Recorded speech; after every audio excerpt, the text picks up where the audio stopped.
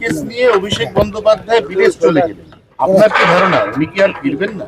CN বুমনা রহস্য তো আছেই, সেই জন্য বিদেশ যাওয়ার জন্য এত পিড়াপিড়ি চলছিল।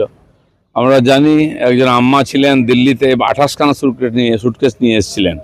এখন এই সুটকেসের রহস্য কি আছে এটা তো আমরা বলতে পারবো না, ভবিষ্যতে হয়তো জানা যেতেও পারে।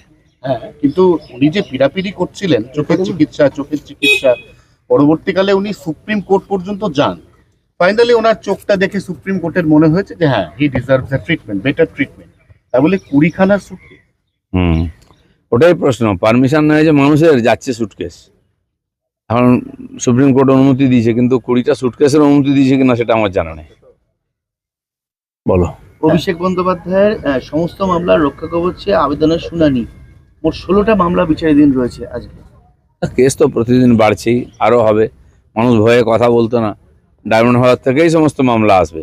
যাদের অত্যাচারিত হয়েছে, যাদের লুট হয়েছে, দোকানপাট দখল হয়ে গেছে, তো ওনারই অনুপ্রেরণাই হয়েছে, তো ধীরে ধীরে সমস্ত সামনে আসবে।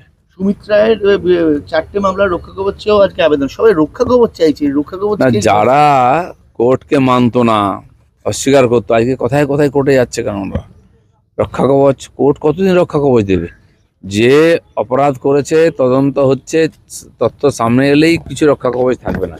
এ সাময়িক হয়তো একটু ওই জেরা থেকে তাকে অ্যাভয়েড করার জন্য এই ধরনের রাস্তা খুঁজে যাচ্ছে।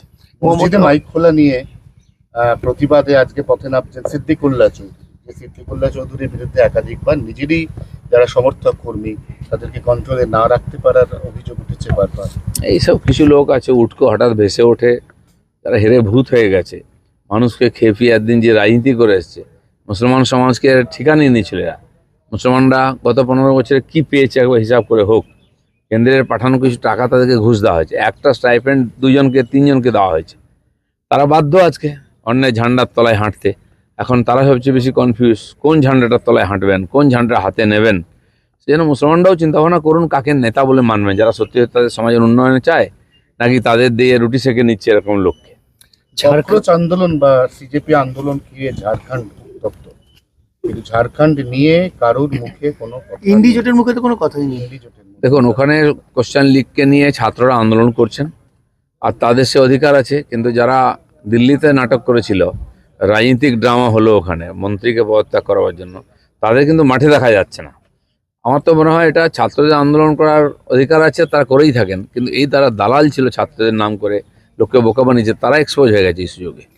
রাহুল গান্ধী তার বিবৃতি দিলেন, ছাত্রদের পক্ষে বিবৃতি দিলেন, কিন্তু দিল্লিতে তিনি পৌঁছে গেছিলেন, ঝাড়খণ্ডে আসার সময় হলো না।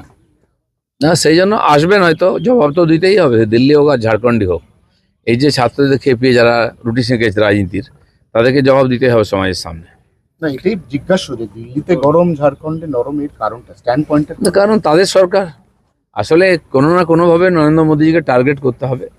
আর বিদেশি গডফাদারদের অঙ্গুলি হেলনে অর্থে এই সমস্ত কিছু হচ্ছে, তো নরেন্দ্র মোদীকে কোনো না কোনোভাবে টার্গেট কারোর মাধ্যমে করার চেষ্টা হচ্ছে। কিন্তু এখানকার জনতা খুবই সজাগ, তারা খুবই অভিজ্ঞ। গণতন্ত্র আজকে নয়, আমাদের এখানে যুগ যুগ ধরে আছে। আর সেই গণতন্ত্রকে কেউ যদি বিভক্ত করতে চায়, ক্ষতবিক্ষত করতে চায়, সাধারণ মানুষই ঢাল হয়ে দাঁড়াবে। বলছি, যন্তর মন্তরের যে মূলত ছাত্র আন্দোলনের বার্তা দিয়েছিল এবং রাস্তায় নেমেছিল ওই নেহা, আজকে কলকাতায় আসছে। নেহা বোরা আজকে কলকাতায় আসছে সে ছাত্র আন্দোলনের বার্তা দিতেই।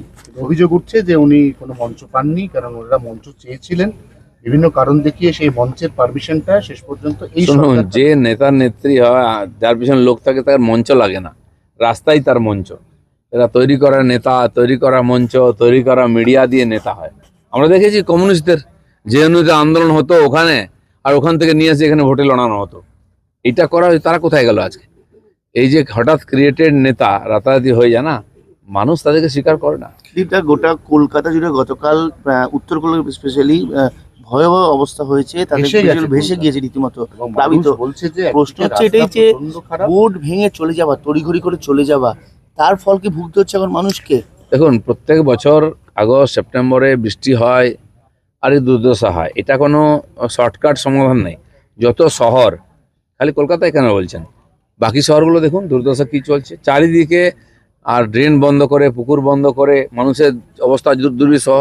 টাকা পয়সা দিয়ে জোর করে পারমিশন করে নিয়ে বাড়ি করে নিয়েছে। যে পুকুরগুলোতে জল জমা হতো সে পুকুরগুলো নাই, বাইরে বেরোবার ড্রেন নাই, এবং পুরো শহরকে গ্রামাঞ্চলে বড় বড় বাড়ি করে পঞ্চায়েতের আইনের সুযোগ নিয়ে, কোনো আইন ছিল না, আমরা নতুন আইন বানাচ্ছি পঞ্চায়েতে যাতে এই ধরনের বদমাইশি না হয়। তো গ্রামের পঞ্চায়েতে বড় বড় বাড়ি করে, মানে এই যে রুরাল আর আরবানের মাঝখানে একটা শব্দ চালু হয়েছে রারবান, সেই রারবান এলাকাটা যথেচ্ছ বাড়িঘর বড় বড় ফ্ল্যাট করে রাস্তা আটকে থাকে, কোনো ড্রেন নেই, কোনো রাস্তা নেই। আমাদের পঞ্চায়েত বিভাগে পঞ্চায়েত এলাকায় বাড়ি করলে তার জন্য কোনো আইন ছিল না, এক পাতার একটা খালি নির্দেশিকা ছিল। একাধিক রাজ্যেতে এই ধরনের আইন তৈরি হয়েছে, কারণ গ্রামের দিকেও আজকাল বড় আবাসন তৈরি হচ্ছে, ফ্ল্যাটস তৈরি হচ্ছে, সেটা কন্ট্রোল করতে হবে। সেজন্য আমরা বিভিন্ন রাজ্যের আইনকে স্টাডি করে আর একটা আইন তৈরি করেছি, সেটা খুব সিস্টেমে দেওয়া হয়েছে, এই ফাইন্যান্স পর্যন্ত গেছে। খুব তাড়াতাড়ি আমরা রুল নিয়ে আসছি যাতে ঠিক শহরের মতোই সমস্ত আইন কানুন করে ওখানে বাড়ির পারমিশন পাওয়া যাবে। একদিকে রাস্তাঘাটের অবস্থা খুব খারাপ, ভাঙাচোরা, তার মধ্যে যে কোনো বৃষ্টিতেই জল জমছে। এই যে 3-4টে বড় বৃষ্টি হলো, কোনোটাতেই জল সরছে না। এতে তো সাধারণ মানুষের, সরকার, নতুন যে সরকার, তার উপর যে প্রত্যাশা, ধাক্কা খাচ্ছে না। বিভিন্ন ঘটনা আমরা জানি, আমফানে 7 দিন জল ছিল, রাস্তা বন্ধ ছিল, সরকার বলেছে 7 দিন আগে কিছু হবে না। কলকাতায় বৃষ্টি হলে আর গঙ্গায় যদি বান আসে বা জোয়ার আসে, তখন জল নিকাশি ব্যবস্থা ঠিক হয় না, গঙ্গাই আমাদের মাধ্যম। এটা প্রায় হয়ে থাকে, 2-3 ঘন্টা ডুবে যায়। গত বছর আমরা দেখেছিলাম দক্ষিণ কলকাতায় বহনীপুর থেকে আরম্ভ করে বালিগঞ্জে কি ভয়ঙ্কর পরিস্থিতি হয়েছিল।